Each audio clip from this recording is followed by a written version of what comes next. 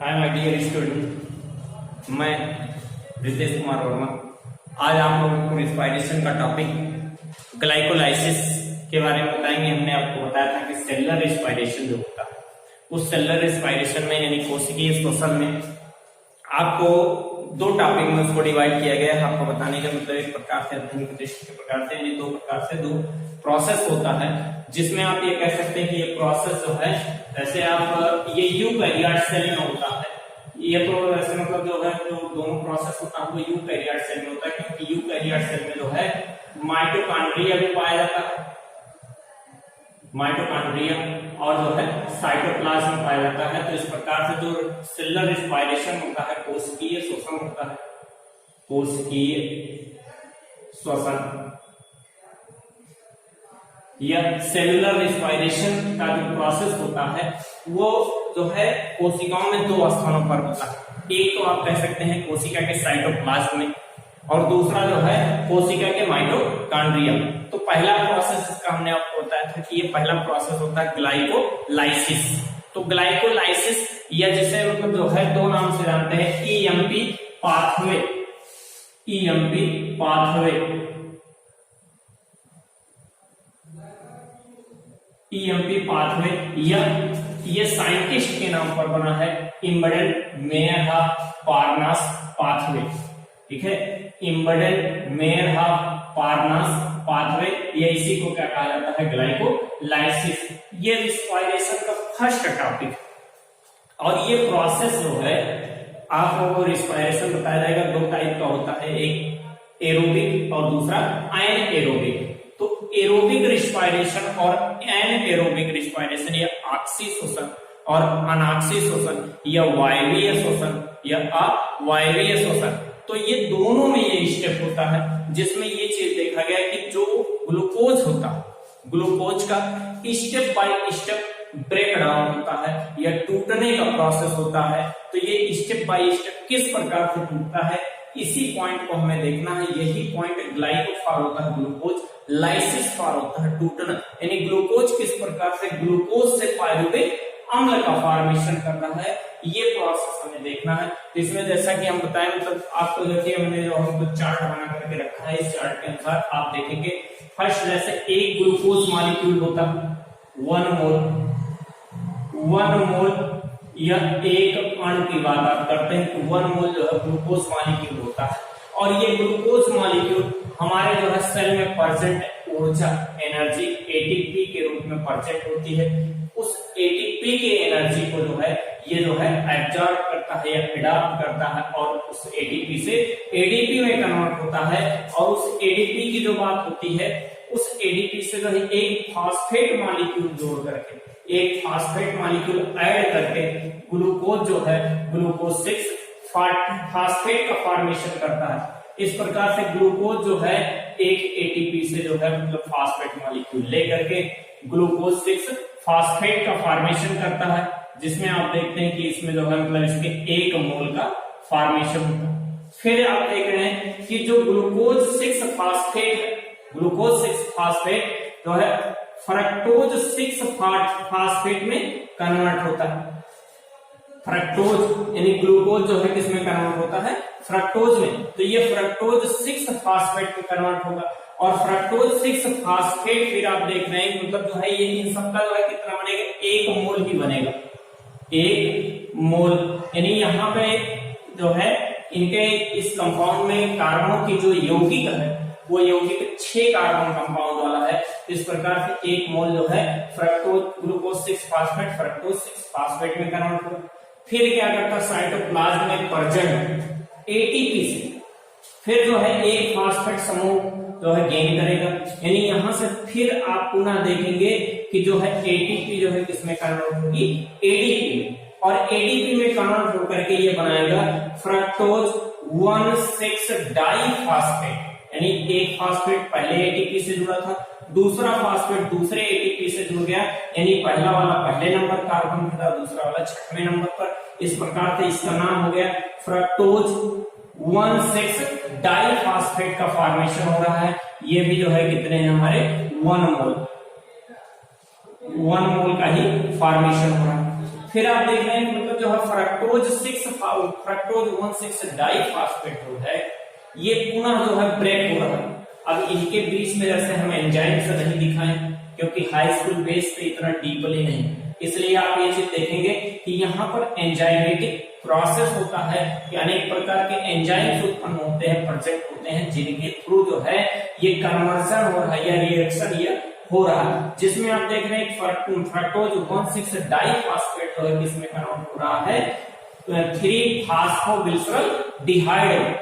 3-फॉस्फोग्लिसरॉल्डिहाइड बन रहा है। और यहाँ पे एक मतलब जो है एक प्रकार से रिवर्सिबल रिएक्शन आप कह सकते हैं, या एक प्रकार से कह सकते हैं कि जो है 3-फॉस्फोग्लिसरॉल्डिहाइड जो है डाइहाइड्रॉक्सी एसीटोन फास्फेट में या डाइहाइड्रॉक्सी एसीटोन फास्फेट 3-फॉस्फोग्लिसरॉल्डिहाइड में एक्सचेंज होते रहते हैं, कन्वर्ट होते रहते हैं या बदलते रहते हैं।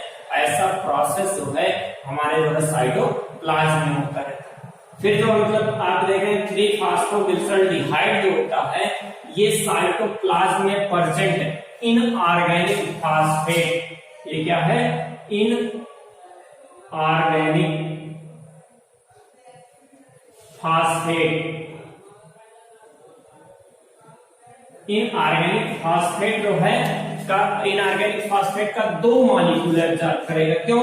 क्योंकि यहां से ये 3-फॉस्फोग्लिसरॉल्डिहाइड का जो है 2 मोल बन गया, यानी ये जो मतलब 3-3 कार्बन कंपाउंड हो गए या 3-3 कार्बन कंपाउंड या 3 कार्बन यौगिकों का जो मतलब ग्रुप बन गया। इस प्रकार से एक फ्रक्टोज 1,6 डाइफॉस्फेट से 2-फॉस्फोग्लिसरॉल्डिहाइड का फॉर्मेशन या 2 मोल फॉस्फोग्लिसरॉल्डिहाइड का फॉर्मेशन होता है। इस प्रकार से प्रत्येक जो है फॉस्फोग्लिसरॉल्डिहाइड जो होते हैं वो एक जो है H3PO4 या इनऑर्गेनिक फास्फेट जो है एब्जॉर्ब करते हैं या कनेक्ट करवाते हैं, आप वैसे कह सकते हैं, उसके थ्रू जो है रिएक्शन करके तो ये क्या बना लेते हैं 1,3-डाइफॉस्फोग्लिसरॉल्डिहाइड। 1,3-डाइफॉस्फोग्लिसरॉल्डिहाइड का फॉर्मेशन करते हैं। अब 1,3-डाइफॉस्फोग्लिसरॉल्डिहाइड साइटोप्लाज्म में उपस्थित एंजाइम के प्रेजेंट में, ठीक है, एंजाइम की उपस्थिति में हाइड्रोजन मॉलिक्यूल रिलीज करता है, कुछ हाइड्रोजन मॉलिक्यूल जो है छोड़ता है और उस हाइड्रोजन मॉलिक्यूल को एक्सेप्ट करने वाले NAD होते हैं, nicotinamide di adenine dinucleotide, nicotinamide adenine dinucleotide, nicotinamide इसका पूरा नाम है NAD का, यहां पर देखिए NAD इसका पूरा नाम है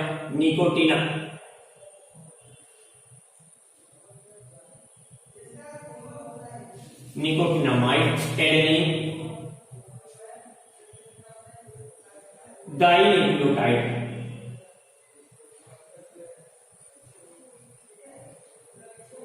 निकोटिनामाइड एडेनिन डाइन्यूक्लियोटाइड या NAD ये क्या होते हैं? हाइड्रोजन एक्सेप्टर्स होते हैं। इसी प्रकार से FAD है, फ्लेविन एडेनिन डाइन्यूक्लियोटाइड होता है, और ये जो मतलब ये हाइड्रोजन एक्सेप्टर्स होते हैं। और हाइड्रोजन एक्सेप्टर्स यानी जो मतलब दोनों 1,3-डाइफॉस्फोग्लिसरॉल्डिहाइड के दोनों मोल के द्वारा, यानी 2 मोल है यहाँ पे, दोनों मोलों के द्वारा एक हाइड्रोजन रिलीज किया जा रहा है, 2 हाइड्रोजन रिलीज किया जा रहा है। इस प्रकार से 2 NAD प्लस जो है 2 NAD2H में कन्वर्ट होते हैं, यानी इस प्रकार से हाइड्रोजन को एक्सेप्ट करते हैं और नेक्स्ट हमारा प्रोडक्ट बनता है 1,3-डाइफॉस्फोग्लिसरिक एसिड, यानी इस प्रकार से 1,3-डाइफॉस्फोग्लिसरिक एसिड का फॉर्मेशन होता है।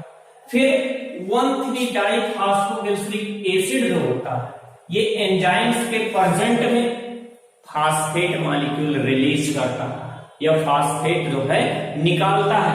उस फास्फेट को साइटोप्लाज्म में प्रेजेंट ADP यानी जो है एक मॉलिक्यूल से जो है एक जो है फास्फेट मॉलिक्यूल निकलेगा। इस प्रकार से 2 जो है यहाँ पर 2 मोल में है, ये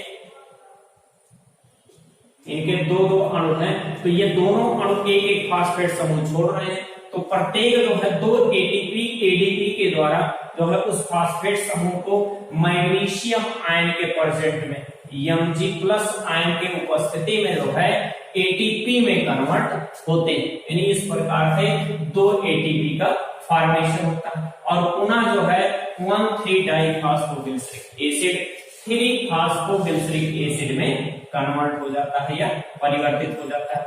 3-फॉस्फोग्लिसरिक एसिड जो है कुछ एक्सचेंजर, मतलब जैसे आप ये कह सकते हैं एक प्रकार से परिवर्तित होकर के या बदल करके आप ये कह सकते हैं ये 2-फॉस्फोग्लिसरिक एसिड में कन्वर्ट होता है।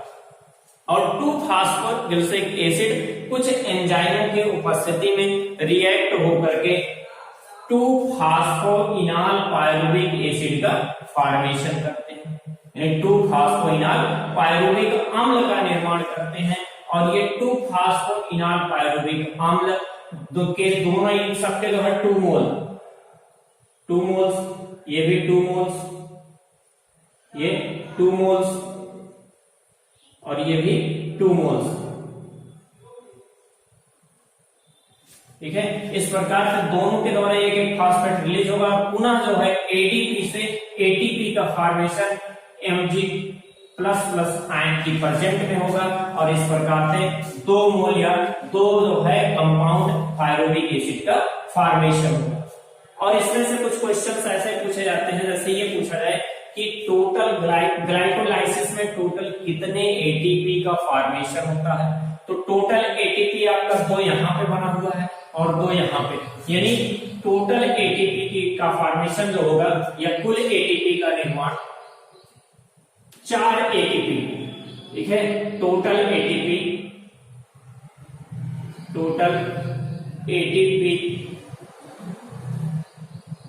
की संख्या कितनी होगी? 4 होगी।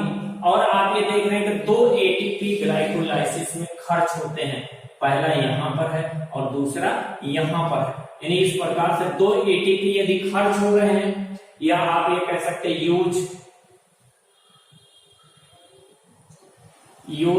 एटीपी, इसकी संख्या कितनी है? 2 है। इस प्रकार से 4 से हम जो है 2 घटाएंगे तो हमको कितना मिलेगा? 2 एटीपी।